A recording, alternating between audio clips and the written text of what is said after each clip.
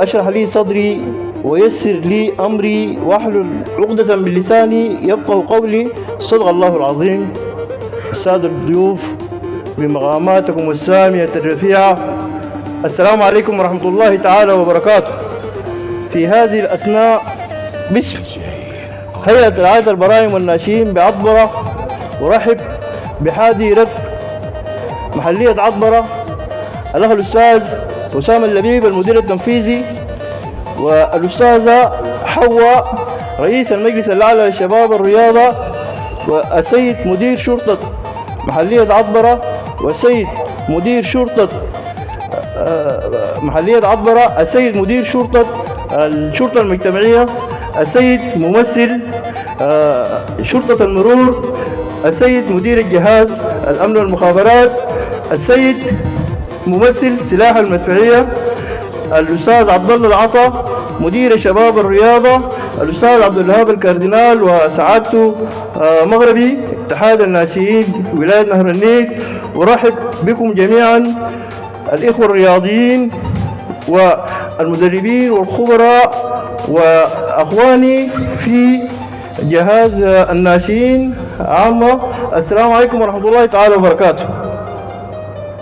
أصالة عن نفسي وإخواني في مجلس إدارة أرحب بأخي وصديقي الأستاذ لؤي مصطفى، كما نسميه الضغط العالي، فهو حقا كان داعما لنا وهو الآن يشاركنا في هذا البرنامج.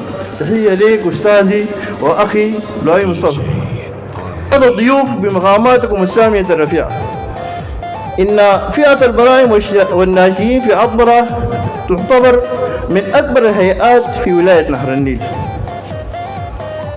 حيث تضم 65 فريق، وهي موزعة على مستوى محلية عطبرة الجغرافية، كما ترون الرابطة الغربية، حي المطار، الشمالية، الجنوبية، 65 فريق. السيد المدير التنفيذي والسيدة رئيس المجلس الأعلى ندير 65 فريق على مستوى محلية عطبرة. 6 لاعبين في المنتخب القومي السوداني، ونحن في عهد السيد المدير التنفيذي الأستاذ أسامة اللبيب، وفي عهد الأستاذ حواء رئيس المجلس الأعلى للشباب والرياضة، نعلن انطلاقة دورة براعم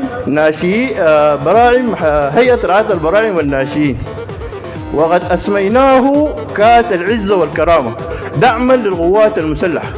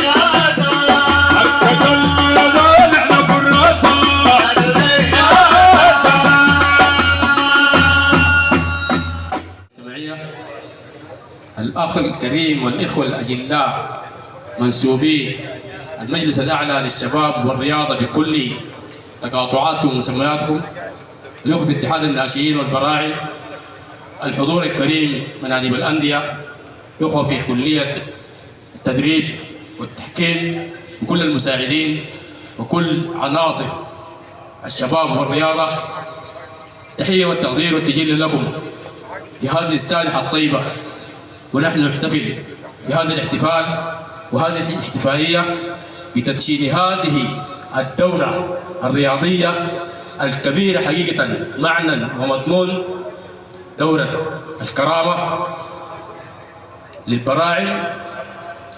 وهذا إن دل على شيء إنما يدل على تلك الإجراءات الأمنية الصاخبة جدا والمحكمة جدا التي جعلتنا نجلس هذه الجلسة في هذه الصالة الوريفة وفي هذه البقعة الطيبة من محلية عطبرة، ونحتفي ونبدأ بداية بسم الله انطلاق دورة رياضية كاملة الدسم ل 65 نادي، وما أدراك ما 65 نادي، وما أدراك ما موسم رياضي، وما أدراك ما دورة رياضية، وتحديدا من البراعم ثم إلى الأعلى إن شاء الله لكل مستوياتنا. وعلى القريب إن شاء الله الدوري الممتاز سينطلق إن شاء الله. هذا يدل دلالة واضحة أن هذه البلد الآن استقر أمنها تماما وملكت ناصيتها تماما. والتحية والتقدير والتجلي لكل قواتنا المسلحة الذين وهبونا هذه الجلسة وهبونا هذا الأمن. التحية والتقدير لكلهم، كل الذين يقودون الآن على الزناد وفي المواقع الأمامية من كافة مقاطع وتقاطعات ووحدات القوات المسلحة، قوات إسلامية، قوات مسلحة، شرطة، المخابرات، المستنفرين، القوات المشتركة، كل من ساهم وكل من دعم وكل من عاون وكل من قدم لهذه القوات حتى توهبنا هذا الأمن وهذا الأمان الذي نشهده الآن، حركة كبيرة ووفادة طيبة لمدينة عطبرة ولمحيط عطبرة. ولهذا الاسم دلالات ومعاني جعلت كل من يريد الأمن والاستقرار والمعيشة والحياة الرغدة.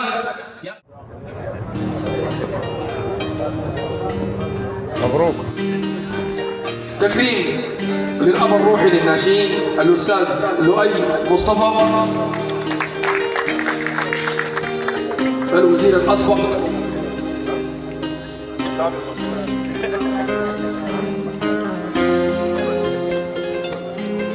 الخبير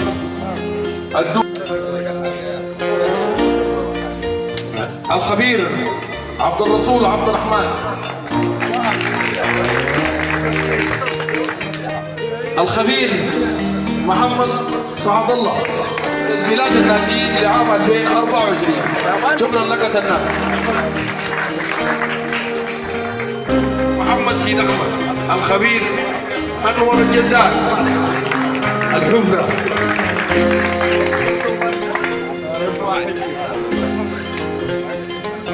رابطة شباب الحصايا والهرم عصام فليتفضل في التكريم، ونقول لك جزاك الله خيرا في كل يوم قضيناه في داركم العامة.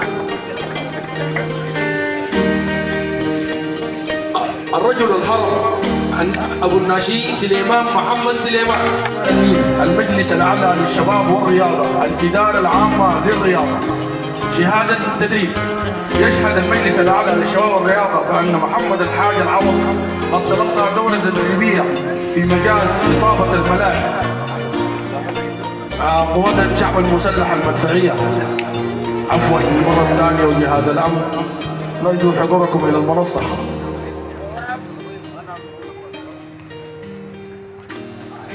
حيدر أحمد حسن،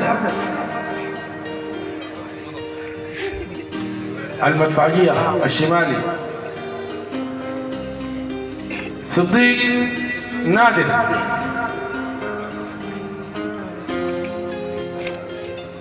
أبو بكر نور الدين صبري،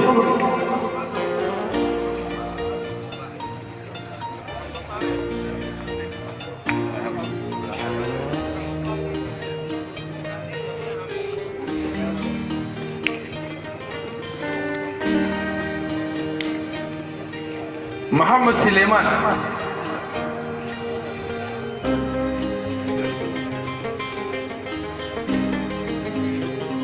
جمعة عبد الله كوكو،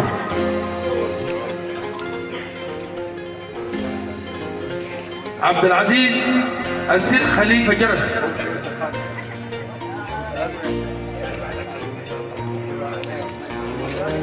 الإعلامي المميز أنور جابر.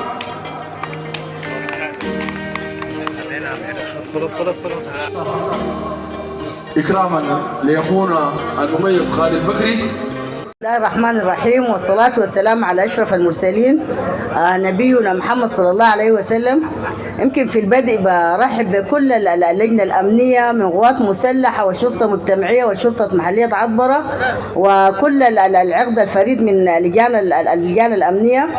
الترحيب موصول للأخ المدير التنفيذي لمحلية عطبرة، الترحيب برئيس المجلس الأعلى للجودة، الترحيب بكل الروابط المختلفة، كل الفرق الروابط والحكام والمدربين وهم حضور في تدشين موسم 2025.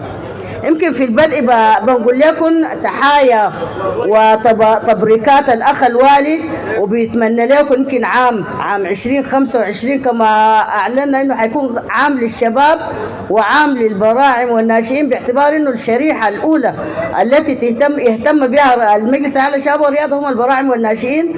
فإن شاء الله حسب خطتنا خطة طموحة 2025 حتكون عام للناشئين وعام للبراعم وعام لتوفيق أوضاعهم، باعتبار انه الناشئين بنعتبر الناشئين هي مدرسة موازية للتعليم الأكاديمي.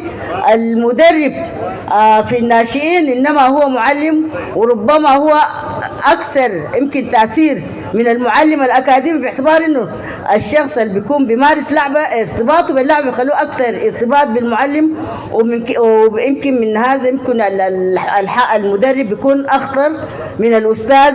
هو غدوة. نحن يمكن خطتنا ترتكز على تأهيل وتدريب الحكام بحيث انه يكون غدوة للناشئين والمدربين، باعتبار انه نحن الرياضة كما قلنا جسر للتواصل، جسر لحل كثير من المشاكل، مشاكل التعايش السلمي، مشاكل الهوية، مشاكل الأمراض المتعلقة بمهددات الشباب من مخدرات وغيرها. الرياضة هي البديل الأمثل لحلول كل المشاكل.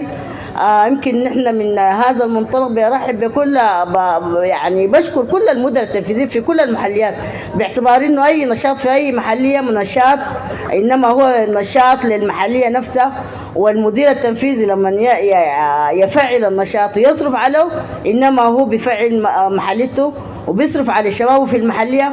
ونحن يمكن بنشكر الاخ الاستاذ اسامه اللبيب، هو خير داعم للشباب والرياضه في محلته، ونتوقع منه مزيد من الدعم لقطاع الناشئين.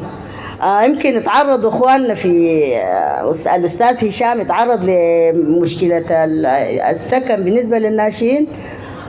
انا بقول لي اخونا اسامه، يمكن انا تقريبا بحكم منصبي طفت كل المحليات، يمكن اكثر محليه البنيه التحتيه بتاعت المنشآت الرياضيه تعبانه فيها هي محليه عطبره. ونحن هسه يمكن يعني بننتظر الكثير من اسامه اللبيب بالنسبه للساحه الشعبيه، لاستاد السله، لمركز شباب عطبره.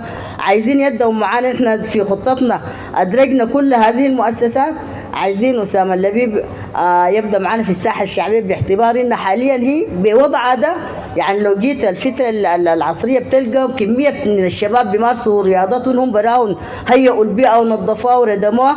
انت لو جيت في الساعات دي حتلقاهم يعني بالشكل هذا هم بيلعبوا فيها. فنحن عايزين جهد المحليه معانا عشان نقدر نأهل الساحه الشعبيه. الساحه الشعبيه لو اتأهلت حتضم لها عديد من الرياضات غير كره القدم. واكيد اخواننا الناشئين عندهم الحق انه يكون عندهم مكاتب في الساحه الشعبيه، باعتبار انه الساحه الشعبيه هي المتنفس وهي الرديف لاستاد عطبره. نحن واثقين انه الاخ اسامه اللي حيكون خير معين، وفعلا يعني هو داعم دائما كل مناشطنا في المحليه، يمكن هو داعم لها. نحن نشكره على هذا، ويمكن هو ما مشهود على محلته وما مشهود على ناسه وديل شبابه، وان شاء الله ربنا يخدر المحليه ومزيد من الانجازات لمحليه عطبه. وهي صارت في مقدمه المحليات من حيث الايرادات، من حيث النشاط، من حيث الشغل، في شغل واضح. نحن بنهني اخونا اسامه لهذا النجاحات، ومزيد من التوفيق. يمكن اخواننا في الناشئين بقول احنا دائما معكم، احنا كشباب ورياضه بنعتبر انه الناشئين ديل هن همنا الاول، باعتبار انه هن نحن الشباب ديل نحن عايزين نحميهم من كثير من المهددات.